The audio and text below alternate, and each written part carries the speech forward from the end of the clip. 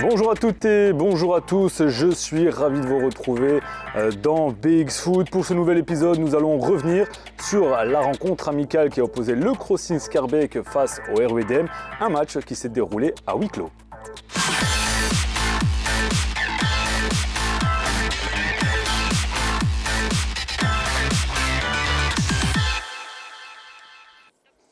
Pour m'accompagner sur le plateau, Dominique Jonker, donc vous êtes l'entraîneur du Crossing Schaerbeek, Thierry Dailly, nouveau président du RWDM, et David Dupont, notre consultant maison du Brussels Football. Alors messieurs, avant de réellement commencer l'émission, il faut le dire, vous avez joué ensemble. Dominique, une petite réaction sur ça et sur le parcours de Thierry en tant que joueur et le vôtre aussi. Thierry, j'ai joué avec lui du temps de Lembeek et de Grimbergen dans les années 90, peut-être un peu avant. C'était un très bon joueur. Je ne sais pas dire plus. C'était avec beaucoup. Est-ce qu'il est très bon parce qu'il est à côté ou avec beaucoup de caractère surtout. ça a toujours été son attitude sur le terrain. C'était vraiment un gars qui en voulait, un peu comme maintenant en fait. Thierry, un petit mot sur Dominique? Dominique était le passeur, j'étais le buteur. Voilà, c'est véridique. Merci, bonsoir. C'est clair que il était numéro 10, super joueur. Et c'est vrai qu'il m'a mis quelques belles passes et quelques buts que j'aimerais grâce à lui. Mais c'est vrai que c'était une belle période. Et en plus, un club comme Lembeek, aujourd'hui, je pense qu'il jouait en deuxième provinciale, mais qui avait beaucoup d'ambition. C'était dans le temps même Epson qui était sponsor et notre entraîneur, M. André Goré encore. Nous, on avait vraiment une belle équipe. Ouais. Thierry, maintenant que vous avez la parole, on va rester avec vous. Vous avez été nommé donc, il y a quelques jours par le conseil d'administration du RWDM président du club. Aujourd'hui, ça fait quoi de passer de manager à président? Parce que pour être honnête, moi j'avais l'impression que vous étiez déjà président. Oui, c'est clair que d'entrée, c'est un grand honneur. Être président du RWDM, ces 4 lettres magiques, c'est un honneur. Mais bon, c'est clair que depuis le début, beaucoup de personnes, même les joueurs et je veux dire toutes les personnes du club, les supporters, m'appellent déjà président. Bon voilà, après aujourd'hui, il fallait un peu officialiser la chose et je suis très content, c'est un grand honneur. Et quel sera votre rôle par rapport au manager? Je ne vais pas trop changer parce que je serai un président actif, je l'ai dit. Et vous voulez dire quoi par actif? Actif, autant qu'en directeur général, je suis au quotidien au club et je fais tourner un peu la baraque avec les personnes autour de moi. Mais c'est important, je ne veux pas être en président avec le cigare ou la pipe dans la tribune, même qu'on ne peut plus fumer dans les tribunes. Mais je pense que c'est très important et encore une fois aujourd'hui, de pouvoir continuer sur cette dynamique et il y a encore beaucoup de boulot à effectuer. Ouais. Dominique Jonker, donc ce match s'est déroulé à huis clos. Après donc une lettre du bourgmestre et de la commune. Ça devait être un événement, un match de gala donc entre ces deux clubs. Quel est votre sentiment? Et est-ce que vous pouvez aussi revenir sur cette décision du bourgmestre? D'abord, je pense que c'est dommage. On attendait un peu de monde aussi. En plus, les RWDM, c'est par rapport aussi à Nico van der Haag. Ouais. Maintenant, il y a aussi mon fils qui joue là et j'avais demandé à Thierry il y a 1 mois et demi de pouvoir faire un match amical. La décision, je ne la comprends pas. Parce que maintenant, tous les 15 jours, je suis au stade ici à Molenbeek, c'est des supporters extraordinaires. Après, les salir de cette façon-là, je trouve que c'est lamentable. Honnêtement, j'ai trouvé ça dommage pour tout le monde. Pour le match, pour les supporters. Oui, dommage. Ça, c'est le mot qui me revient toujours. Thierry Dailly, vous vous êtes dit déçu? Vous n'avez même pas assisté à la rencontre et pourquoi cette raison? Parce que solidaire avec mes supporters, si aujourd'hui, en tant que dirigeant, on est déjà aussi, on est supporters, c'est clair, mais c'était une grande déception parce que d'emblée, on essaye de faire tourner la marque RWDM un petit peu dans tout Bruxelles. On a fait des matchs amicaux à Jette, on a fait des matchs amicaux en dehors de Bruxelles, à Zelik, à Dilbeek, à Schepdaal. Le pire, c'est qu'on a déjà été 2 fois à Schaerbeek. 2 fois, on a joué des matchs contre Schaerbeek en amicaux l'année passée, l'année d'avant. Personne qui n'a rien dit. Et c'était une grande déception. Et puis, ça nuit à l'image de mes supporters. Et je ne peux pas accepter ça. Parce que, encore une fois, aux supporters, mais aussi ça nuit à l'image du club. Et au contraire, ça fait 3 ans qu'on a montré qu'on a vraiment des supporters formidables. Et aujourd'hui, ça aurait été une fête, encore une fois, pour Schaerbeek, parce que ça aurait été sympathique, surtout pour Nico et tout ça. Mais bon, voilà, dû à une décision, je ne sais pas vraiment comment justifier la chose. Voilà, ça n'a pas pu avoir lieu et c'est vraiment dommage. David Dupont, comme l'a très bien dit Thierry, c'est vraiment dommage parce que surtout on le sait que le RWDM est l'un des clubs à Bruxelles qui fait vraiment bouger le plus de personnes, que ce soit en déplacement ou à domicile. Et c'est clair que ça aurait pu être une histoire quand même magnifique pour les joueurs du crossing, mais aussi du RWDM d'évoluer devant autant de supporters, venir supporter une équipe même si c'est un match de gala. Oui, tout à fait. Moi, il y a deux choses qui m'interpellent dans cette histoire. La première, c'est que d'après en tout cas les informations que j'ai eues, qu'un rapport de police comme ça interdise à des supporters de se déplacer en match. J'ai un peu l'impression, en plus pour bien connaître les supporters du RWDM, d'abord qu'on les traite pour du bétail, ce qui est toujours un peu désagréable de mon point de vue. Ça devait rester une fête du foot. Le deuxième point de vue, c'est que bon, le crossing, c'est clairement une perte à gagner pour lui. Ils organisaient un match, enfin voilà, le club organisait un match amical, il espérait avoir une recette. Voilà, tous les clubs vivent de ça. La semaine d'avant, Dominique n'en a pas parlé, mais il y avait un derby scarbécois en première provinciale. Les joueurs de la Renaissance n'ont pas joué, c'est aussi une perte. Voilà, et pour un club pareil, deux rentrées qui tombent à l'eau en si peu de temps, sachant que les buvettes ne tournent pas dans des matchs pareils, je trouve ça vraiment dommageable. Dominique Jonker, on va rappeler un peu le déroulement de la rencontre. Donc c'était 0-0 à la mi-temps. Ensuite, ça a été 0-4 en deuxième période. Qu'est-ce qui vous a manqué face au RWDM? Parce que voilà, vous prenez 4 buts en deuxième période alors que vous n'avez pas encaissé lors de la première mi-temps. Ce qui s'est passé, c'est que première mi-temps, on était bien en place. Et souvent, dans des matchs amicaux, et on ne parle pas des joueurs qu'on va changer ou qu'on fait monter, l'organisation est différente. Et puis, une fois qu'ils ont mis le premier goal, voilà, ils ont mis le deuxième, troisième, quatrième. Mais le but, bon, maintenant on est battu, c'était pas ça le but. Le but, c'était d'avoir un match aussi, puisqu'on n'avait pas joué la semaine avant. Et non, je trouve que bon, 0-0, première mi-temps, 4-0 à la fin du match, c'est pas une honte. En plus, c'est une équipe qui a 25 points sur 27. Je veux dire, c'est le top en D2 amateur. Non, il n'y a vraiment pas de honte à avoir. David Dupont, il n'y a pas de surprise. C'était sûr que le RWDM allait s'imposer. Et surtout qu'une victoire, ça fait toujours du bien au moral quand même.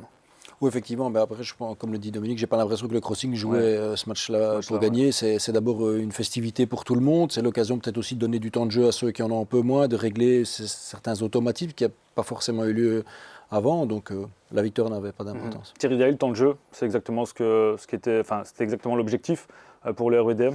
Oui, bien sûr. C'était important. On a quand même un noyau d'une vingtaine de joueurs. Un nombre de joueurs pour ceux qui revenaient aussi de blessures. C'était le but aussi d'avoir donné de temps de jeu. C'est pour ça qu'on n'a pas annulé cette rencontre. Parce que bon, c'est clair qu'à un moment, j'avais pensé d'annuler la chose. Mais voilà, c'était important du côté sportif quand même de la jouer. Et pour finir, je pense que ça s'est bien passé. Oui. Avant de revenir sur le duel donc, entre Dominique Jonker et son fils Dino, joueur au RWDM, je vous propose de regarder les interviews d'après-match, un reportage réalisé par Raphaël Blanc-d'Amour. Quel enseignement on peut tirer de ce match? Qu'on est capable de faire mieux.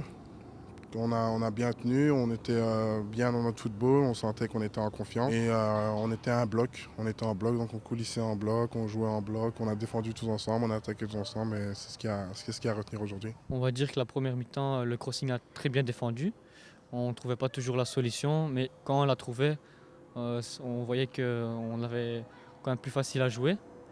La deuxième mi-temps, je pense qu'on était plus fort physiquement avec la fraîcheur qui est montée. Les joueurs comme Cissé, ils ont apporté quelque chose et on a terminé les occasions et voilà, on a gagné 4-0. Effectivement, le RWDM il joue les premiers rôles en D2 amateur, donc on savait qu'ils allaient être supérieurs à nous. Après, c'était sûr que c'était un bon match d'entraînement pour travailler aussi bien physiquement qu'un petit peu tactiquement, donc comme on avait un week-end de libre. On a un groupe. Il y en a d'autres joueurs qui jouent plus que d'autres, alors là ça nous permet de nous montrer aussi et avoir du temps de jeu tout simplement. Pour revoir l'intégralité du résumé et les buts, rendez-vous sur l'émission Sport présentée par Pierre-Alexis Maton d'ici quelques petites minutes. Alors, messieurs Dominique Jonker, on le rappelle, donc, le Crossing Schaerbeek donc, évolue en première provinciale et le RWDM donc, en D2 amateur ACFF. Ça fait quoi de voir son fils jouer en face, mais pas en tant que père, mais plutôt en tant qu'entraîneur? Mais ça fait drôle. Et c'était la première fois que ça m'arrive. Et même par moment, à un moment donné, il jouait de mon côté. Je lui disais d'écarter le jeu, d'aller. Non, ça fait drôle. Et de temps en temps, je dis tiens, il ne va pas perdre le ballon. Mais en fait, il joue contre mon équipe. Et je me dis tiens, c'est la première fois que je dis à un joueur adverse de ne pas perdre le ballon. Non, mais c'était bien. C'est la première fois, mais c'était. En plus, je pense qu'il a montré quelque chose. Ça fait toujours plaisir. Et de savoir votre fils avec un de vos anciens coéquipiers? Je savais au départ, je connaissais Thierry. Thierry, ils sont venus le voir parce que c'est pas parce que Thierry était un ami qu'ils ont pris Dino, c'est parce qu'il avait des qualités. Ouais. Bon, voilà, c'est pas facile d'aller à Molenbeek en sachant tous les joueurs, mais il apprend tous les jours et ça c'est le plus important. Et je pense que le mot patience, ça doit être comme ça. Et un jour, s'il a la chance, c'est à ce moment-là qu'il devra la saisir, même si c'est 10 minutes, 15 minutes, là il devra être bon. Est-ce qu'on vous fait souvent la remarque de dire, voilà, votre fils est rentré au REDM suite à vos connaissances avec Thierry ou pas spécialement? Non, pas du tout. Okay. Pas du tout, oh non. Et puis je pense que l'entraîneur, il en a rien à faire. Et non, pas du tout. Okay. Et je pense que c'est peut-être maintenant qu'on en parle un peu. Et de ça, je parle jamais. Et il sait très bien que je ne vais pas prendre mon téléphone. Non, pas du tout. Ça, c'est pas mon genre. Pas du tout. Et pas du tout le mien non plus. Ça, c'est clair qu'il faut faire la part des choses dans le monde du sport. Mon fils qui joue aussi en D2 amateur à Pepingen. Pas pour ça qu'il joue là, qu'il serait venu à REDM. Parce que moi, au moment, il y a beaucoup de supporters. Même le staff qui est la deuxième saison le voulait. Et j'ai pas voulu le faire. Mais à côté de ça, ça n'a rien à voir avec Dino ou d'autres. Je pense encore une fois, Dino a des qualités et puis il a une très bonne mentalité. Et je pense que s'il continue, il a de l'avenir et surtout à REDM. Avant de revenir sur le très bon début de saison du REDM avec Thierry Dailly, je vous propose de regarder les résultats du week-end. Cette semaine, nous allons uniquement du côté de la division 3 amateur ACFF. Les clubs bruxellois n'ont pas réussi à s'imposer à l'extérieur. Défaite 2-1 pour Gansoren et 1-0 pour Uccle Léo. David Dupont, Gansoren arrive à se maintenir plus ou moins dans la moitié du classement. Du côté de Uccle, c'est un peu compliqué. Si je ne dis pas de bêtises, ils sont 14e sur 16. Il serait temps de réagir maintenant. Oui, il y a eu un petit effet quand même, un petit renouveau, je veux dire, après la nomination d'un nouveau T1. Voilà. Mais là, ça se complique un petit peu. Les clubs bruxellois ont peut-être eu l'impression que dans une série où les REDM étaient partis, entre guillemets, l'ouragan n'était plus là et que ce serait une promenade de santé au sein de pas mal de formations annuaires, etc. Mais on voit qu'il va falloir batailler et faire. Mais je pense que même Gansoren va devoir commencer à faire attention. Parce qu'on prend des points en début de saison, mais la zone rouge se rapproche assez rapidement. Parce qu'il n'y a pas énormément de points d'écart entre la moitié du classement et le bas, donc il va falloir faire attention. Thierry Dailly, vous en pensez quoi de cette série? Vous y étiez la saison dernière. On dit de cette série qu'elle est assez compliquée à jouer. Bien sûr, elle est très compliquée avec des clubs comme Frambourg, qui sont une très très bonne équipe. Et puis bon, voilà, comme David vient de le dire, c'est beaucoup d'équipes qui se ressemblent.